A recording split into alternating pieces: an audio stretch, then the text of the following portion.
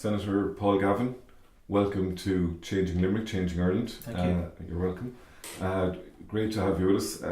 We have 3 senators in this constituency area, and would you be the only one who's been to Palestine?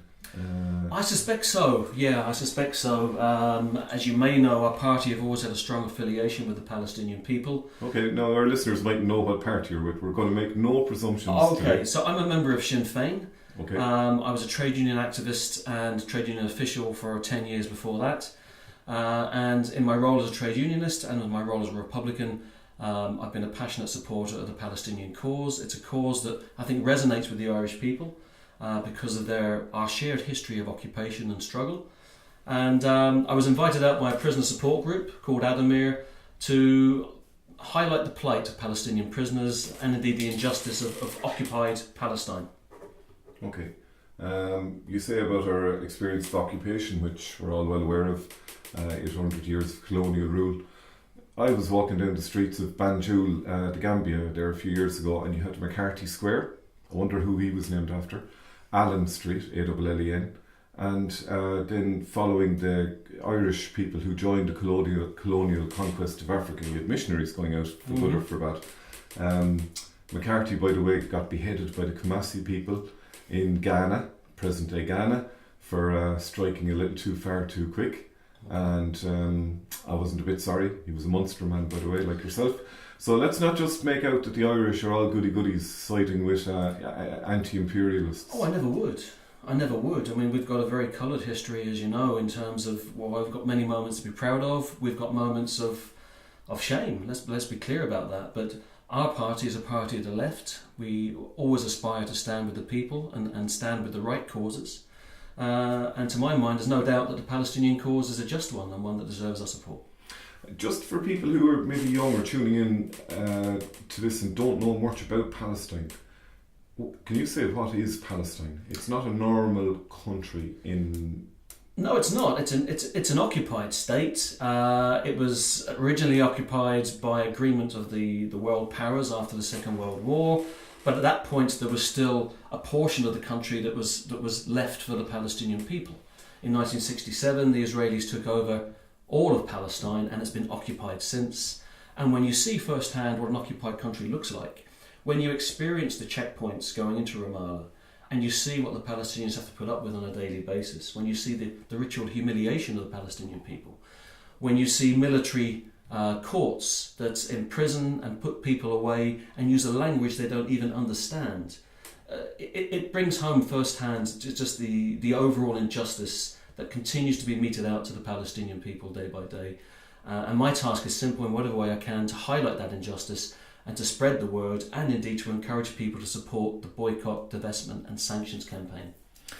Are there toys in some well-known local toy stores, for example, that are possibly made in occupied territories? Or are there products on sale in Limerick that are made in these occupied territories? Oh, absolutely. Across a whole range of let's name a few if you're certain about it. Well, I'm not going to name particular brands, but I can tell you, for example, when you buy flowers for your partner, you might discover, if you look a little closely, the flowers often originate from occupied territories. Similarly with a range of fruit and veg productions.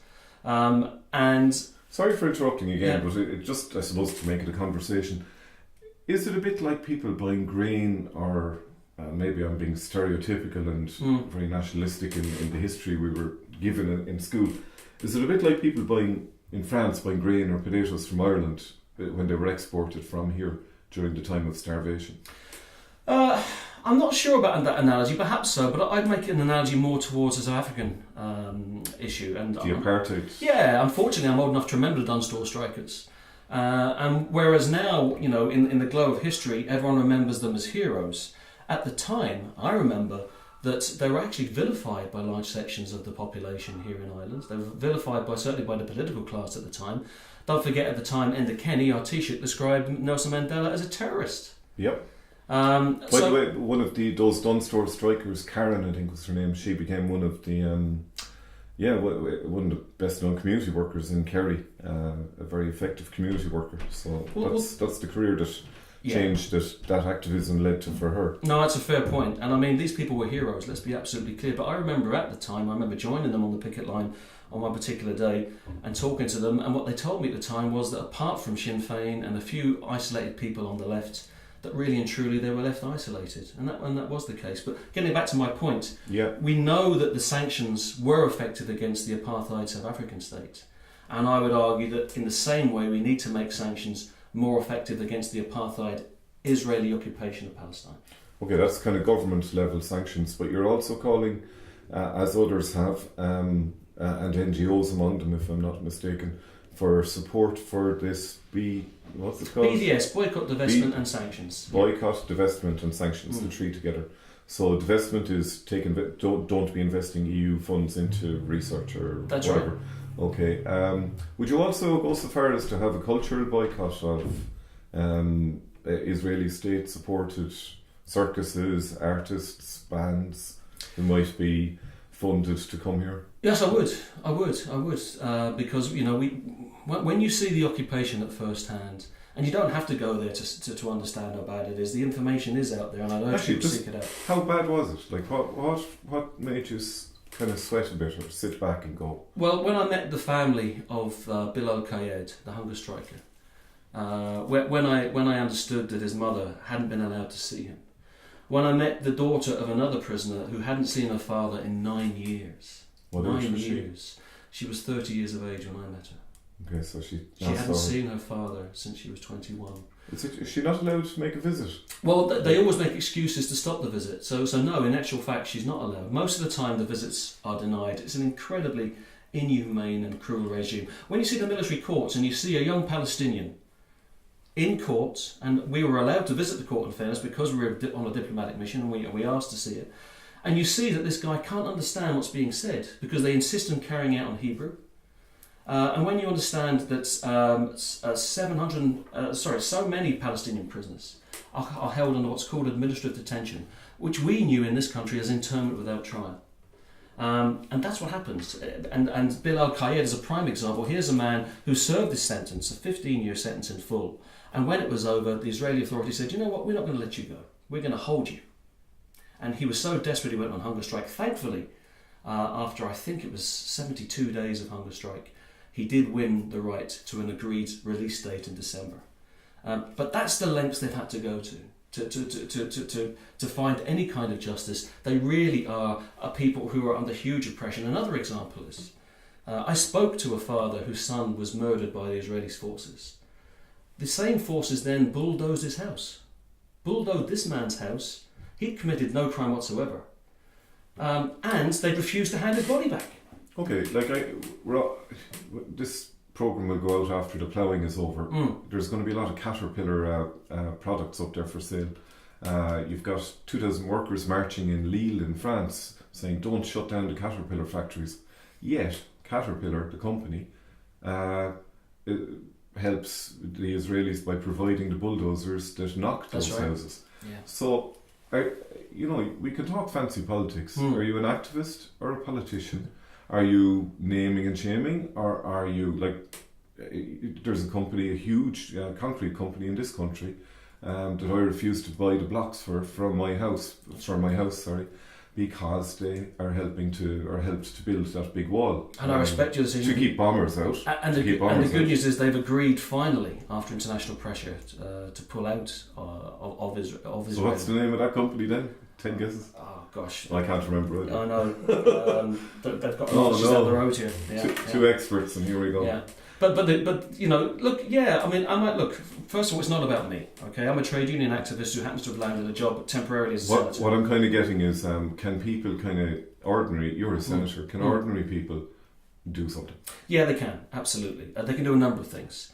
On a simple level, they can make themselves aware of where Israeli produce is. And as I say, particular, for example, in terms of flowers, in terms of honey is a key one actually that keeps coming up. And it's cleverly disguised at times. I always check my honey and it says from EU and non-EU sources. So the problem is that non-EU is generally a euphemism for occupied Palestine. Okay. On so many counts. And we know this. So we have to be careful and try and check and look. and make better decisions where we can. The other things we can do, by the way, is write to the Israeli ambassador and write to the ambassador and ask them why they're still refusing to negotiate in good faith and work towards the end in the occupation, which all of the United Nations countries, I think, bar the odd rogue one, acknowledges now is completely wrong.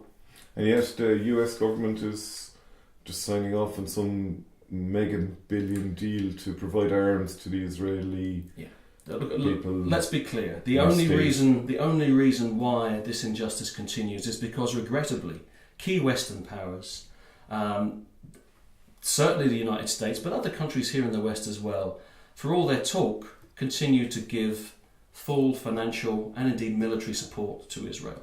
What's Israel's argument? I mean, look at all the wars going on next door and there's peace in their country. The wall works. I'm just wondering, the wall works. Look at maybe they're a racist. I'm sure they have quite likely have a racist, even an apartheid view, but a racist view of their neighbours.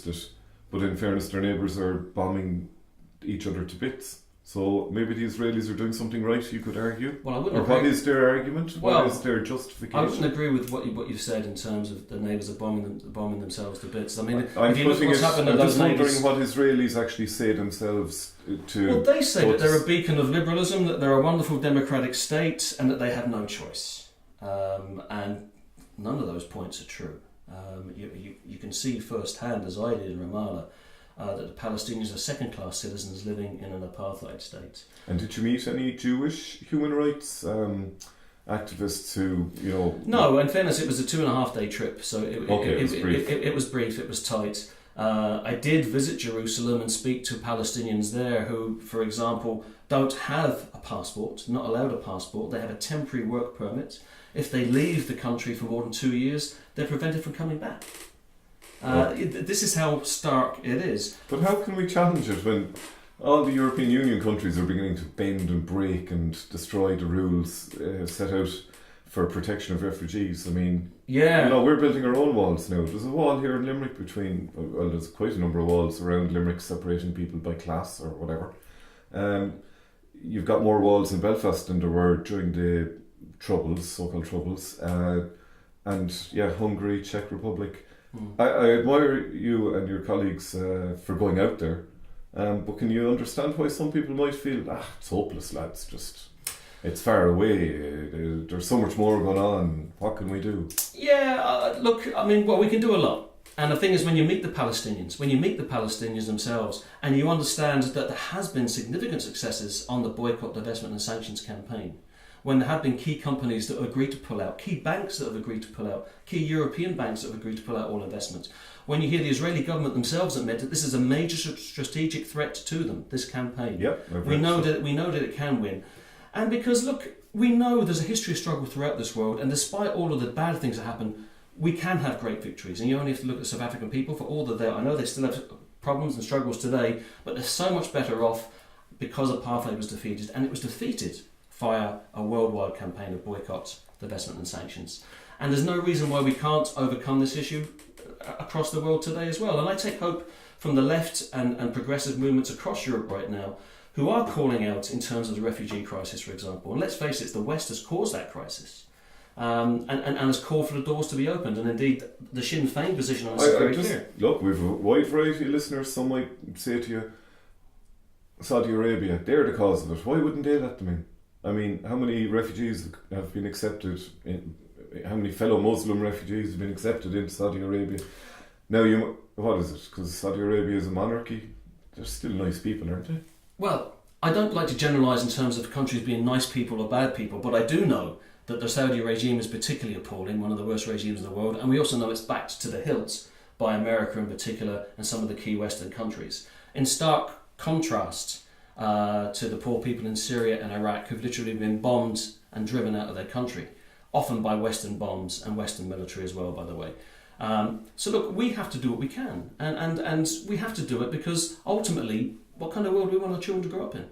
Fair point. Again, just back to when I was living in the Gambia as a volunteer, and I enjoyed a bottle of Jewel Brew from time to time. That's the local beer, but I remember hearing people there saying, we can't be giving out any money or help to them Guinea-Bissauans. I mean, we have to look after our own first. So this was Gambians, and statistically was the 13th economically poorest country in the world, culturally super rich, but anyway, is saying, no, we can't be helping our neighbours, we have to look after our own people, look at all the problems we have. Where are we ever going to square that circle with Irish people who have that chip or that?